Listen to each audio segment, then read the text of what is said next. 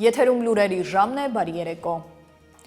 Եվ այսպես վարչապետը մայիսի 9-ին Մոսկվա չի մեկնի քարոզարշավով պայմանավորված, այս մասին Նիկոլ Փաշինյանը հայտարարել է լրագրողների հարցին պատասխան։ Ճեպազրույցում վարչապետն արձագանքել է Ռոբերտ Քոչարյանի հայտարարություններին, նաև պատասխանել հարցին, թե ինչ է արել Մակրոնը նման ընդունելության արժանանալու համար եւ արդյոք ռիսկային չէր Զելենսկու այցը, որը մշտապես սատարել է Ադրբեջանին։ Ռուսաստանի նախագահին տեղեկացրել են, որ քարոզարշավ բերումով չեմ կարողանա մասնակցել մայիսի 9-ի միջոցառումներին եւ արդեն հայտարարել ենք, որ քարոզարշավի ենք եւ մասնակցելու ենք քարոզարշավի եւ ելի ես սովորություն չունեմ մեկնաբանել են հայտարարությունները, որը անձամբ չեմ լսել եւ տեղյակ չեմ, բայց ընդհանրապես զվարճալի է լսել, որ որևէ մեկը, որը ընդհանրապես տեխնացու չի եւ չի կարող լինել, հայտարարում է, որ ինքը ընտրություններում հաղթելու է։ Հասկանում եք, այսինքն չի կարող ընտրություններում հաղթել մի մարդ, որ ընդհանրապես ոչ մի բանի տեխնացու է։ Չեք ավարտել ձեր հարցը։ Չեք ավարտել ձեր հարցը։ Գիտեք ինչ, բոլոր հրապարակված հարցումների համաձայն մեր վարկանիշը առնվազն կրկնակի ավելա ամենաբարձր վարկանիշ ունեցող ընդդիմադիր ուժից, ասել էդ էլ մենք մենք չենք ասում։ Այսինքն դուք չգիտեք այդ հարցումները հրապարակվում են, դուք տեղյակ չեք այդ հարցումներից։ Շնորհակալություն, հաջորդ հարցը կենտրոնում։ Պարոն Փաշինյան, Ֆրանսիայի նախագահ այստեղ Եվ իմիջիայլոց ես ասեմ, ես ազգային ժողովում խնդիր եմ ձևակերպել եւ այդ խնդրով մենք քաղաքացիների հետ աշխատելու ենք, որ պատերազմի եռագլուխ կուսակցություններից որևէ մեկը չհաղթահարի խորհրդարան անցնելու համար անհրաժեշտ շեմը։ Մեր ծրագիրը դա է,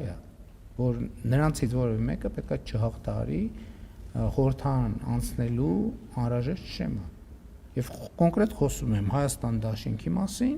խոսում եմ ուժեղ Հայաստան կուսակցության մասին եւ խոսում եմ Բարգավաճ Հայաստան կուսակցության մասին։ Այսինքն այդ կուսակցությունները լավ պետք է մտածեն խորհրդարան անցնելու մասին, այդ որ ասում են հաղթելու ենք, էս ենք անելու, ինչ ենք անելու։ Ծիծաղելի է ուղղակի։ Այդ եւս մեկ անգամ ցույց է տալիս, որ այդ մարդիկ Հայաստանում քաղաքական գործընթացի հետ ու ժողովրդի հետ ընդհանրապես կապ չունեն, որևէ կապ չունեն։ Իրանց ինֆորմացիայի եւ ներշնչանքի աղբյուրները Հայաստանի Հանրապետությունում չեն այդ 100%։ Խաբքի երկրներ էլ շնորհավորել են օրինակ Բելարուսը։ Օրինակ ես չեմ տեսել, որ օրինակ նույն Բարգավաճ Հայաստան կուսակցության ղեկավարը, որը ջերմընկերական հարաբերություններ ունի Բելարուսի նախագահի հետ, կես բերան արտահայտված լինի այդ առիթով։ Էլ չեմ խոսում այդքան որ իմիջայլոց նույն ուժերը, էլի քանի որ արդեն հրապարակային խոսվել է դրա մասին, չէ, նաև Ռուսաստանի բարձրաստիճան պաշտոնյաներ արտահայտվել են, այդ թվում այդ դիտանկյունից։ Ես չեմ տեսել արձագանք։ Ինչի չեն արձագանքել։ Եվ որն է նրանց դիրքորոշումը։ Հիմա նույն Բարգավաճ Հայաստան, Ուժեղ Հայաստան եւ Հայաստան դաշինքի ներկայացուցիչները Պրագայի հոկտեմբերի 6-ի հայտարարությունից առաջ երկու անգամ ամենաբարձր մակարդակով հնչել է Ռուսաստանի Դաշնության կողմից հայտարարություն Ղարաբաղի Ադրբեջանի մաս լինելու վերաբերյալ։ Իրանք ոնց են մեկնաբանում դա։ Ես չեմ լսել այդ մեկնաբանությունը։ Հաջորդը ես ուղիղ ասել եմ Բելարուսի նախագահը ուղիղ Ադրբեջան կատարած այցի ընթացքում հայտարարել է, որ ինքը մասնակցել է 44-օրյա պատերազմի նախապատրաստություններին։ Բարգավաճ Հայաստան կուսակցության նախագահը միջև այդ թեմայով դիրքորոշում չի արտահայտել։ Թող արտահայտի դիրքորոշումը։ Բելարուսի նախագահը հայտարարել է, որ հայերը ոչ մեկի բացի բանից ԵԱՏՄ-ից պետք չեն։ Բարգավաճ Հայաստան կուսակցության նախագահը թող արտահայտվի այդ առիթով։ Ինչ վերաբերվում է Ուկրաինայի նախագահի այցին, ես նախկինում էլ այդ թեմայով արել եմ հայտարարություններ, մենք Ուկրաինա հումանիտար օգնություն ենք ուղարկել, եւ ես ասել եմ, որ Ուկրաին դեռ գիտեք երբ եմ ասել դա, կամ 22 կամ 23 թվին, չեմ հիշում, ասել եմ, որ Ուկրաինայի հարցով մենք դաշնակից չենք Ռուսաստանի։ Եվ դուք գիտեք, որ թե Ալմաթայի հռչակագիր ինչ կարևոր եւ սկզբունքային նշանակություն ունի մեզ համար, եւ մենք հենվում ենք Ալմաթայի հռչակագրի վրա եւ այդ հենքի վրա ենք կառուցում խաղաղությունը Ադրբեջանի հետ։ Եվ սա մեր սկզբունքային դիրքորոշումն է, ինչ վերաբերում է թե Ֆրանսիայի նախագահ Էմանուել Մակրոնը ինչ ա արել, այսի 28-ին կտեսնենք ինչ ա արել։ Ինչի պատմեմ։ Ցույց կտամ։ Ավելի ուշ ուղիղ եթերում Նիկոլ Փաշինյանն արձագանքել է Սամվել Կարապետյանի հայտարարություններին հալյուցինացիա առաջացնող սնկերի ներկրման եւ օգտագործելու վերաբերյալ առաջարկվող տեսանյութում։ Ինձ ցույց տվեցին Կալուգացի օլիգարխի տխմար հայտարարությունը մի տոննա հալյուցինացիա առաջացնող սնկերի վերաբերյալ։ Բնականաբար դատի եմ տալու Կալուգացի օլիգարխին եւ բառիս իրավական իմաստով մի տոննա հալյուցինացիա առաջացնող սունկ եմ կերցնելու Կալուգացի օլիգարխին։ Կներեք կոշտ բառապաշարիս համար, բայց ի վերջո ամեն ինչ չափ ու սահման ունի։ Ռուսաստանից Ադրբեջանի տարածքով Հայաստան է ուղարկվել 700 տոննա ցորեն եւ 133 տոննա ալյումին։ Սա Ադրբեջանի տարածքով Ռուսաստանից ալյումինի առաջին մատակարարումն է։ Տվյալ երթուղով Հայաստան է ուղարկվել ընդհանուր առմամբ 26000 տոննա ցորեն, ավելի քան 3800 տոննա պարարտանյութ եւ 68 տոննա հնդկաձավար։ Բացի տրանզիտային մատակարարումներից Ադրբեջանը շարունակում է նաեւ նավթամթերքի արտահանումը դեպի Հայաստան։ Ռուսաստանից Ադրբեջանի տարածքով դեպի Հայաստան մատակարարումներն իրականացվում են երկաթուղային ճանապարհով, օգտագործելով նաև Վրաստանի երկաթուղային ճանապարհները։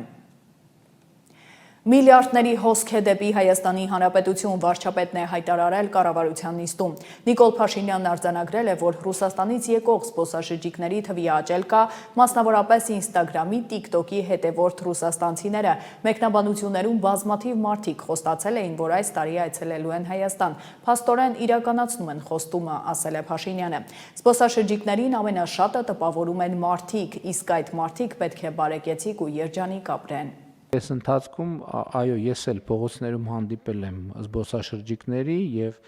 Իտալիայից եկած զբոսաշրջիկների հետ եմ նկարվել, Ռուսաստանից եկած զբոսաշրջիկների հետ, Վրաստանի հետ, Գերմանիայի հետ, Չինաստանի հետ եւ էլի շատ երկրների, այնպես որ դա տեսանելի է եւ սա շատ լավ լուր է եւ ողջունում ենք Հայաստան եկող բոլոր զբոսաշրջիկներին եւ համոզված եմ, որ նաեւ մեր մասնավոր հատվածը շատ լավ ընդունում, շատ լավ ճանապարհում է եւ մեր քաղաքացիներն է շատ բարեհամբույր են։ Իմիջիայլոց ասեմ ձեզ, Հայաստանը մենք բոլորս գիտենք, թե ինչքան հարուստ է պատմամշակութային հուշարձաններով, թանգարաններով, մշակութային արժեքներով, տեսարժան վայրերով եւ այլն եւ այլն։ Բայց ամենահետաքրքիրը գիտեք ինչ է, եւ որ ես զբոսաշրջիկների հետ առիթարանում ասում եմ ամենաշատ ինչից եք տպավորվել, նկատի ունենալով, որ պատասխանը 90 եւ ավել տոկոս հետեւյալն է, մարդկանցից ամենամեծ տպավորությունը թողում են մարդիկ, նրանց ջերմությունը, հյուրասիրությունը եւ այլն եւ այսպես շարունակ։ Սա կարծում եմ, այդ որ մենք իհարկե ճանապարհներ եւ այլն հուշարձանների պահպանությունը շատ կարեւոր է, բայց սա ըստ էության ամենամեծ կապիտալն է, որը Հայաստանի Հանրապետություն ունի, զբոսաշրջիկների մեջ ամենատարբեր մասնագիտության մարդիկ կան, գիտնականներ կան, ներդրողներ կան եւ այլն եւ այլն։ Ես նկատի ունեմ այս միջավայրը եւ պոզիտիվ մթնոլորտը, որը մեզի վերջո հաջողվել է Հայաստանի Հանրապետությունում ստեղծել, չնայած մարդկանց հետ կապված հյուրասիրությունը պարզավոր նոր չի, բայց երբ որ մարդկանց տրամադրությունը լավ ալնում, այդ հյուրասիրությունը տասնապատիկ ավելի լավ արտահայտվում, քան թե մարդիկ լարված են լինում եւ այլն եւ այսպես շարունակ։ Այնպես որ այս process-ը էլի մենք պետքա փայփայենք եւ պետքա զարգացնենք, որովհետեւ իսկապես մենք այսօր նախորդ օրերին էլ առիթներ ունեցել եմ ասելու, մենք այն բանից մեր խոսույթը մեր մասին ինչա, որ մենք ռեսուրսներից դե աղքատ երկիր ենք, հիմա մենք մեր այնպիսի ռեսուրսներ ենք բացահայտում, ասենք սա ռեսուրսը հասկանում եք, երբ որ զբոսաշրջիկը գալիս ասում է գնում է Գառնի, գնում է Գեղարդ, գնում է Սևան, գնում է Նորավանք, գնում է Ամբերդ, Սմբատաբերդ, Լորիբերդ, այդ մեզ համար են հուշարձանները շատ տպավորիչ, բայց մարդուն ասում ես, դե լավ այսքան պատտվեցիր, ինչից ամենաշատ տպավորվեցիր, ասում եմ մարդկանցից, սա հասկանում եք ինչ արժի, ինչպիսի մեծ արժեք է, ինչպիսի մեծ կապիտալ է, որը կարող է միլիարդներ, տասնյակ միլիարդներ ներդրումով դա հնարավոր չի ստանալ, բայց այս կապիտալի արժեքը տրիլիոնների արժեք է, այլ բան, որ մենք դա կարող ենք դարձնել բարեկեցություն հենց իրենց մարդկանց համար, սրանում է ամբողջ խնդիրը, և մեր ռազմավարությունները հենց դրա վրա հիմնված են, որովհետև այո, նման մարդիկ չպետք է վատ ապրեն, նման մարդիկ պետք է լավ ապրեն, խաղաղ ապրեն, անվտանգ ապրեն, երջանիկ ապրեն, բայց սրա համար մենք պետք է հասկանանք, որ էլ եմ ասում, սրանք միլիարդների հոսք են դեպի Հայաստանի Հանրապետություն, մենք մարդկանց պետք է օգնենք կրթությամբ, առաջին, երկրորդ, երրորդ, չորրորդ, հինգերորդ, 10-րդ հերթին կրթությամբ, երկրորդը ճիշտ կարգավորումներով, որպեսզի մարդկանց այդ հոսքերից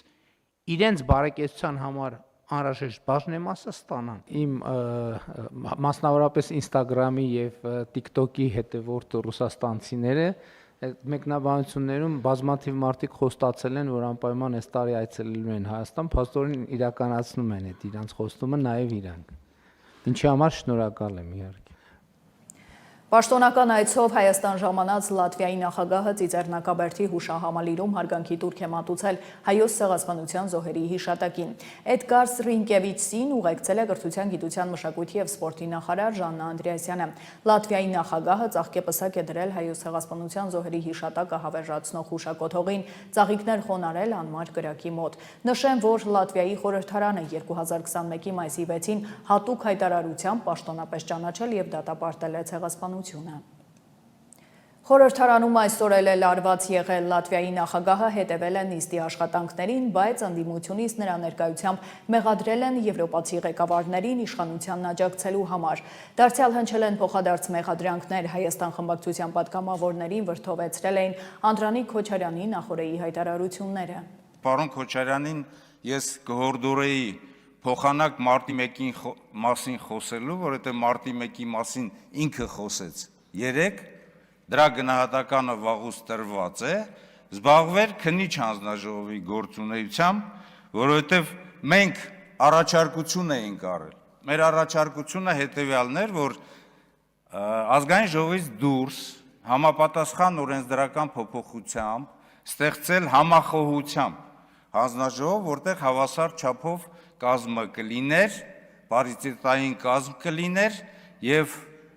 այսօր չէր լինի հետեւյալը, որ դուք ձեր կուրսն եք ծեծում խուսափելով այս իրավիճակից, այս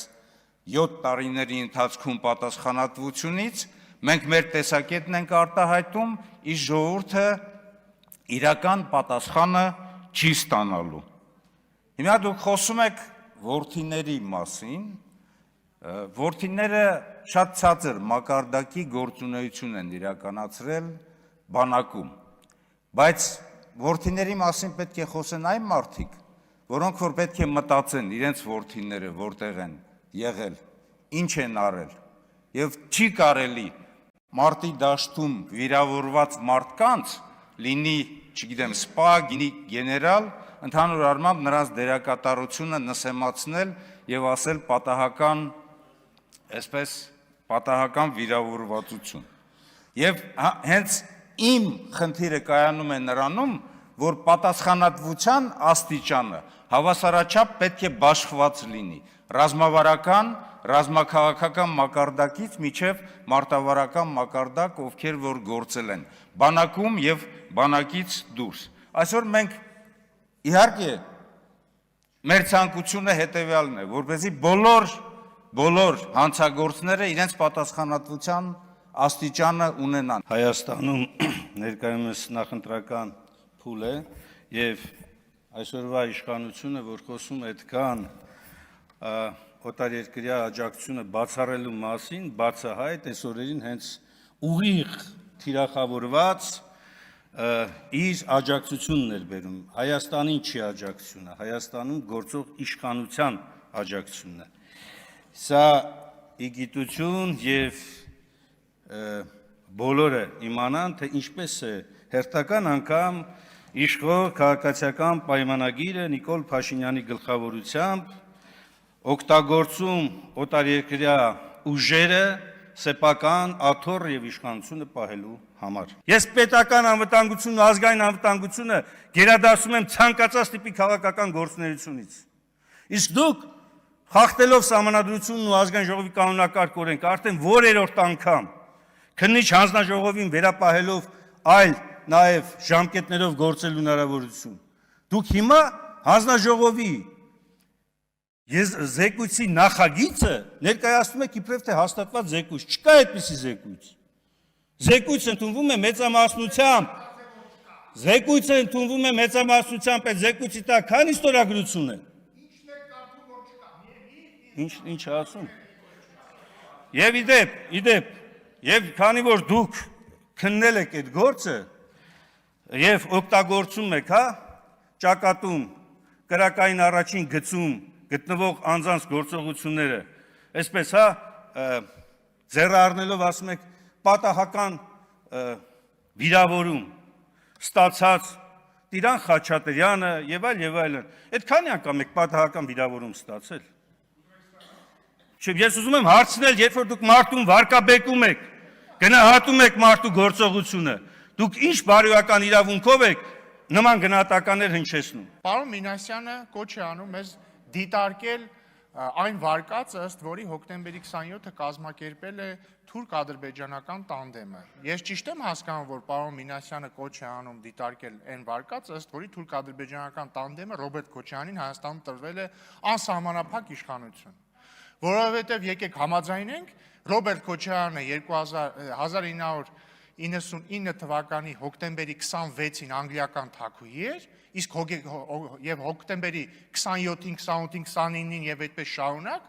դարձավ Հայաստանի լիիրված բռնապետ։ Շատ լավ դիտարկենք այդ տարբերակը։ Դա նշանակում է, որ թուրք-ադրբեջանական տանդեմը Ռոբերտ Քոչարյանին անգլիական թագուց վերածել է բռնապետի, որը հետագայում 10 տարի հետո էլ Հայաստանի մայրաքաղաքում այնպես արեց, որ կամ իր հրամանների արդյունքում ստեղծվեց մի իրավիճակ, որ 10 հոգի սպանվեց։ Կամ որ ասում են մարտի 1, ընդհանրապես խոսում են մարտի 1-ի բացահայտումից։ Ժորժ ջան, էլի ես դատարկության հետ եմ խոսում։ Դատարկություն բառից ֆիզիկական իմաստով, ոչ հոգեպես։ Ժորժ ջան, ով է սպանել այդ 10 հոգուն։ Անուշ Քլոյանը նստած է, Գորգ Քլոյանին ով է սպանել։ Թուրք-ադրբեջանական տանդեմն է եկել Երևանի կենտրոնում սպանել, այլ մոլորակայիններն են սպանել, ով բոլշևիկներն են սպանել, ով է սպանել այդ մարդուն։ Չնայած եթե ձեր վարկածով գնանք, եթե հոկտեմբերի 27-ը տանդեմը կազմակերպելա, որպեսզի Քոչարյանը գա իշխանության, երևի կարանք ենթադրենք, որ տանդեմն է սպանել Քոչարյանի հրամանի հետևանքով։ Հարթ չի անցել ավականու նիստը, ելույթում քաղաքապետն արձագանքելով տարատեսակ քննադատություններին անդրադարձել է մի քանի օր առաջ անցկացված եվրոպական համաժողովին։ Տիգրան Ավինյանն ասել է, որ հայ ազգի պատմության մեջ նմանատիպ միջոցառում Հայաստանում տեղի չի ունեցել։ Աշխարհի ուղիղ կեսը կենտրոնացած էր Երևանում։ Այնուամենայնիվ Ավինյանն ուրախ է, որ կարողանում են այսօր խոսել, որ իրենց իշխանությունը տվել է այդ հնարավորությունը։ Երբ որ դուք մեզ քննադատում եք, պարոն Թորոսյան, ես հենց քաղաքային խնդիրների մասին եմ ուզում խոսել, էլի այս հատվածում։ Դուք իրապես էլի խոսելու տեղ չունեք։ Ասենք սկսած ձեր առաջնորդի կատարած աշխատանքներից, այդ ծավալներից, այդ աշխատանքի որակներից, ասենք տարին մի 10 հատ բակ է կիսատ պրացարկում, հետո տենց ծափ ենք տալի, հետո այդ սաղ բակերը հիմա նորից մենք վերակառուցում ենք։ Երբ որ հիմա տարեկան մի 130 բակ ենք մենք կառուցում։ Դուք համակարգային աշխատանքներից մի խոսացեք, լռեք, այլ բանից խոսացեք, քաղաքական թեմաներից, տեսեք օրինակ վերցրեք ձեր գործընկերներից, իրենք քաղաքական թեմաներից են խոսում։ Բայց ձեր գործընկերները, օրինակ Մայր Հայաստանի, որ շատ ճիշտ նշվեց, էլի, մի հատ նորից վերադառնանք այն ակունքներին, իրանք որտեղից են։ Լավ, համենայն դեպս ուր են հանգրվանել, ճիշտ է։ Գագիկ Ծառուկյանի Բարգավաճ Հայաստանի ցուցակում եւ Հայաստան Դաշինքի ցուցակում։ Եվ այս մարդիկ ընդհանուր առմամբ էլի խոսում են կոռուպցիայից, խոսում են ինչ որ չգիտեմ, տենց բան աշխարհ քաղաքական խնդիրներից մեր, այսինքն Երևանում մի քանի օր առաջ անցկացվել է եվրոպական համաժողովը։ Հայ ազգի պատմության ընթացքում նմանատիպ միջոցառում Հայաստանում տեղի չի ունեցել։ Տիգրան Մեծի ժամանակ sense բան տեղի չի ունեցել Հայաստանում։ Չի ունեցել։ Ասենք Ժորժ ջան, հասկանում եք, ինչա եղել։ Աշխարհի ուղիղ կեսը, ասենք ՀՆԱ-ով, չգիտեմ, ամեն ինչով, կենտրոնացած էր Երևան քաղաքում 2 օր։ Եվ մենք հələ լսում ենք քննադատություն դրա վերաբերյալ, հասկանում եք։ Եվ իրականում հարգելի գործընկերներ, ես մի բանի համար եմ շատ ուրախ, որ դուք կարողանում եք այսօր խոսալ, որ մենք ստեղծել ենք այդ հնարավորությունը ձեր համար, որ այստեղ ինչ ասես կարաք, ինչ ուզեք կարաք խոսակ, սուտ ըլնի, ճիշտ ըլնի, ու ձեզ դրա համար ոչ մի բան չի լինի, հարգելի գործընկերներ, որովհետև ձեր այն ցուցակներում, որտեղ որ դուք եք, այդ իշխանությունների օրոք ձեզ պաձեզներում քացուտակ էին առել ձեզ։ Այո, եւ ես շատ ուրախ եմ, անկախ ամեն ինչից, չնայած որ դուք ինչ խոսում եք, տենց 97%-ը ջուր է եւ սուտ, եւ շատ ուրախ եմ, որ դուք հանգիստ, ազատ այդ հիմարությունները կարողանում եք խոսել։ Եվ շնորհավորում եմ ձեզ այդ Հայաստանի Հանրապետությունը ունենալու առիթով, սիրելի գործընկերներ, շնորհավորում եմ ձեզ։ Առաջին անգամ Հայաստան է ժամանել միջազգային քրեական դատարանի նախագահը Տոմոկո Ականեին ընդունել է գլխավոր դատախազը։ Աննա Վարդապետյանն ընդգծել է, որ առաջին դեպքն է, երբ միջազգային քրեական դատարանի գործող նախագահն այցելում է Հայաստան, ինչը վկայում է Հայաստանի եւ դատարանի գործակցության զարգացման եւ խորացման հանձնառության մասին։ Կողմերը կարևորել են գործակցության զարգացումն ու ինստիտուցիոնալ գործընկերության ամրապնդումը, հատկապես միջազգային հանցագործությունների քննության ոլորտում դատախազների կարողությունների զարգացման համատեքստում։ Քննարկվել են նաև քրեական վարույթներով ապացույցների հավաքագրմանը, տուժողների եւ վկաների պաշտպանությանը վերաբերող հարցեր։ Վարդապետյանը հետաքրքրություն է հայտնել համատեղ վերապատրաստման ծրագրերի իրականացման տեխնիկական համագործակցության ընդլայնման եւ փորձի փոխանակման մեխանիզմների զարգացման վերաբերյալ։ Ընդգծվել է քրեական վարույթներով տուժողակենտրոն մոտեցման կարեւորությունը։ Վեդիում անչափահաս քույրերի վերաբերյալ հանրային լայն արձագանք ստացած դեպքով 2 անձ ձերբակալվել է, քննչական կոմիտեն է հայտարարել։ Ավելի վաղ գլխավոր դատախազությունից տեղեկացրել էին, որ քրեական հետապնդում է հարուցվել ԱԵ-ի եւ ԴԱ-ի նկատմամբ։ Հիշեցնեմ, փետրվարի 12-ին անչափահաս քույրերի հայրը ոստիկանության վեդիի բաժին հաղորդում էր ներկայացրել այն մասին, որ փետրվարի 8-ին ՎԵ-ն օգտվելով դստեր անօգնական վիճակից մտավոր հետամնացություն ախտորոշմամբ կատարել է անառակաբարո արարք։ Դուժողի քույրը, որը նույնպես անչափահաս է, հաղորդում էր ներկայացրել այն մասին, որ ապրիլի ընթացքում իրեն է մոտեցել անծանոթ տղամարդ Արթուր անունով, համոզել նստեցրել ավտոմեքենան դպրոց տանելու նպատակով, սակայն տարել է քաղաքի եկեղեցու ճանապարհին առկա շինության մոտ ու սեռական հարաբերություն ունեցել։ Անչափահաս տուժողը նախաքննության ընթացքում տվել է իրարամերժ հակասական ցուցմունքներ։ Նրա նկատմամբ նշանակվել է դատահոգեբուժական, դատահոգեբանական համալիր փորձաքննություն, հարցաքննվել են ընտանիքի անդամները, մանկավարժները, անչափահասների մատնանշած անձինք։ Փաստաբանը 3 հայտնել էր, որ աղջիկների հորեղբայրը դանակահարել է մանկապղծության համար մեղադրյալներից մեկին, ինչի համար ձերբակալվել է։ 19-ամյա վարորդը 2 ամիս կմնա տնային կալանքի տակ։ Տրանսպորտային միջոց վարելու իրավունքը կասեցված 19-ամյա Վարդան Մարկոսյանի նկատմամբ որպես խափանման միջոց է կիրառվել տնային կալանքը 2 ամիս ժամկետով։ Քննչական կոմիտեն է հայտարարել։ Հիշեցնեմ, օրեր առաջ երիտասարդը Երևանում մեքենայով մտածված գերազանցել է արագությունը, վթարային իրավիճակ ստեղծել եւ տեսանկարահանել արարքը։ Գլխավոր դատախազությունից տեղեկացրել են, որ դատախազը հանրային քրեական հետապնդում էր հարուցել տղայի նկատմամբ 3 հոդվածով։ 3 համայնքային ոստիկանության Ավանի բաժնի ծառայողները վարորդին հայտնաբերել, ձերբակալել եւ ներկայացրել են նախաքննական մարմին։ Այս մասին առավել հանգամանալից դիտեք վերլուծական հատվածում։ Շարունակենք Հայաստան-Եվրամիություն գագաթնաժողովի արդյունքներով տեղի է ունեցել սահմանների կառավարման ոլորտում օպերատիվ համագործակցության վերաբերյալ աշխատանքային պայմանավորվածության նախաստորագրում ներքին գործերի նախարարության և Եվրամիության սահմանային ու առափնյա պահպանության գործակալության միջև։ Նախարարությունն ամփոփելով գագաթնաժողովի արդյունքը ներկայացրել է, թե ինչ հնարավորություններ է այն բացելու միգրացիոն և սահմանային մարտահրավերներին դիմակայելու առումով։ Մայիսի 5-ին Երևանում տեղի ունեցել Հայաստան-Եվրամիություն առաջին գագաթնաժողովը, ինչը շրջադարձային փուլ է երկկողմ հարաբերությունների զարգացման տեսանկյունից։ Գագաթնաժողովի ընթացքում Եվրոպական միությունը վերահաստատել է իր հանձնառությունը աջակցելու Հայաստանի բարեփոխումների օրակարգին, ընդգծելով գործընկերության խորացման պատրաստակամությունը։ Այդ համատեքստում Հայաստանի Հանրապետության ներքին գործերի նախարար Արփինե Սարգսյանը և Եվրոպական սահմանային և առափնյա պահպանության գործակալության գործադիր տնօրեն Հանս Լեյթենը նախաստորագրել են օպերատիվ համագործակցության վերաբերյալ աշխատանքային պայմանավորվածություն։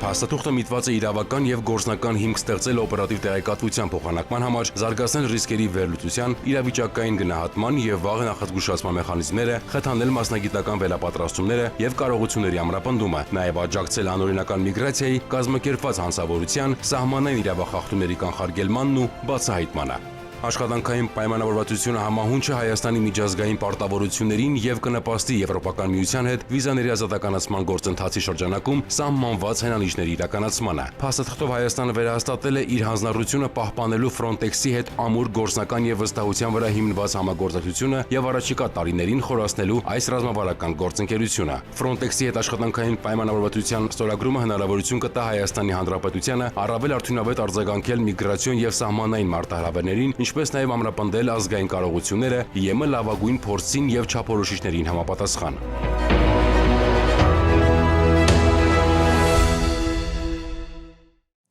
Այժմ առաջարկում եմ ծանոթանալ աշխարհում կատարվող իրադարձություններին։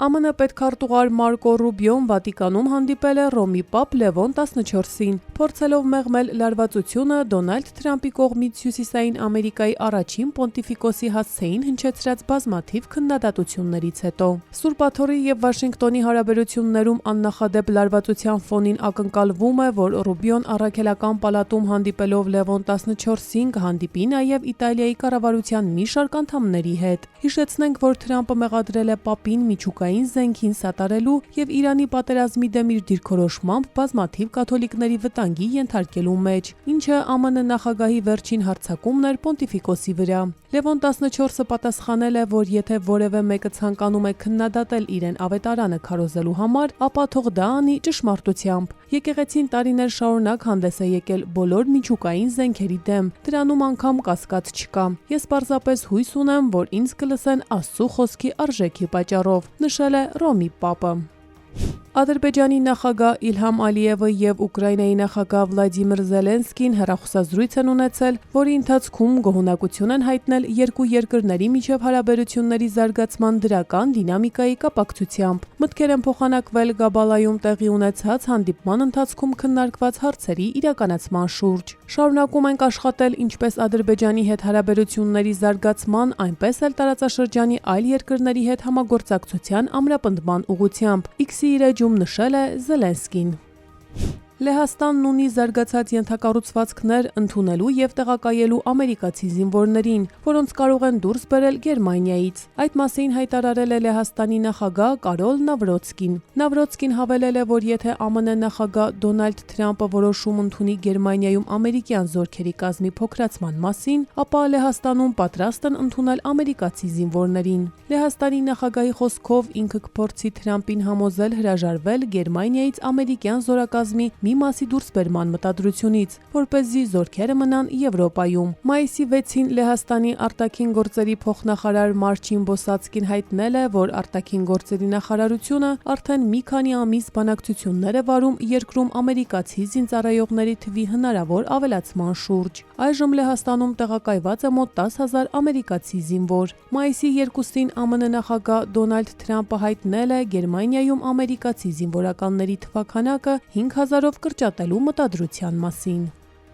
Մերձավոր Արևելքում իրադրությունը քննարկել են Ֆրանսիայի նախագահ Էմանուել Մակրոնը եւ նրա իրանցի պաշտոնակից Մասուդ Փեզեշքյանը։ Մակրոնը վերահաստատել է Հորմուզի նեղուցով նավագնացության ազատությունը վերականգնելու կարևորությունը։ Նա անդրադարձել է Ֆրանսիայի եւ Մեծ Բրիտանիայի նախաձեռնությանը ուղղված նեղուցում անվտանգության ապահովմանը։ Իրանի նախագահն էլ հայտարարել է, որ միջազգային իրավունքի շրջանակում երկիրը պատրաստ է լրջորեն հետամուտ լինել դիվանագիտական ուղուն։ Փեզեշքյանը սակայն նշել է նաև, որ Իրանը չի վստահում ԱՄՆ-ին, որը բանակցությունների ընթացքում 2 անգամ հարձակվել է Իրանի վրա։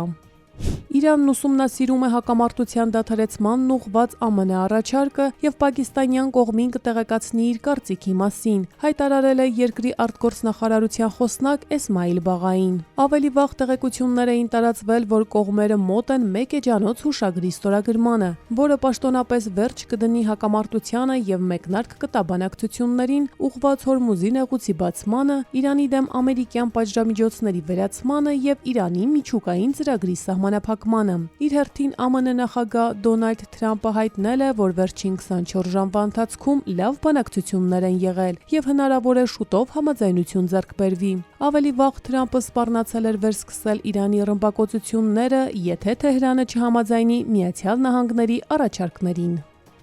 Իսրայելը հարվածել է Լիբանանի մայրաքաղաքին ապրիլի 16-ի հրադադարի հաստատումից ի վեր առաջին անգամ։ Իսրայելական ուժերը Բեյրութի հարավային արվարձաններում, մասնավորապես Հարեթ Ռեյք շրջանի մոտակայքում, ռազմանավից 3 հրթիռով թիրախավորել են բնակելի շենք։ Բեյրութի հարավային արվարձաններում նաև ուժգին պայթուն է տեղի ունեցել։ Իսրայելը հայտարարել է, որ թիրախավորել է Հեզբոլահի Ռադվան ուժերի հրամանատար Մալիկ Բալուտին։ Ըստ Իսրայելի անվտանգության ուժերին նա ամենայն հավանականությամբ սպանվել է։ Իսրայելական հարվածները չեն դադարում նաև Լիբանանի հարավային շրջանների ուղղությամբ։ Լիբանանի առողջապահության նախարարությունը հայտնել է, որ իսրայելական հարվածներից Լիբանանի հարավում գտնվող Անսարիա գյուղաքաղաքում զոհվել է 3, վիրավորվել 7 մարդ։ Բացի այդ, հարավում գտնվող Աս-Սաքսակիա գյուղաքաղաքի վրա իսրայելական ուժերի հարձակման հետևանքով զոհվել է 4 մարդ, եւս 33-ը վիրավորվել, այդ թվում 6 երեխա եւ 4 կին։ Հեզբոլահը իր հերթին հայտարարել է, որ պատասխան հարվածներ է հասցրել անօդաչու թռչող սարքեր արձակելով իսրայելցի զինվորների ուղղությամբ։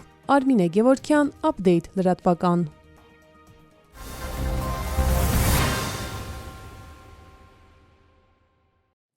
Եվ հանրապետության տարածքում վաղը ժամանակ առ ժամանակ առանձին շրջաններում սպասվում է կարճատև անձրև եւ ամպրոպ, տեղտեղ հնարավոր է կարկուտ։ Օդի ջերմաստիճանը կբարձրանա 5-ից 7 նիշով, իսկ շաբաթ տեղումներ չեն սպասվում։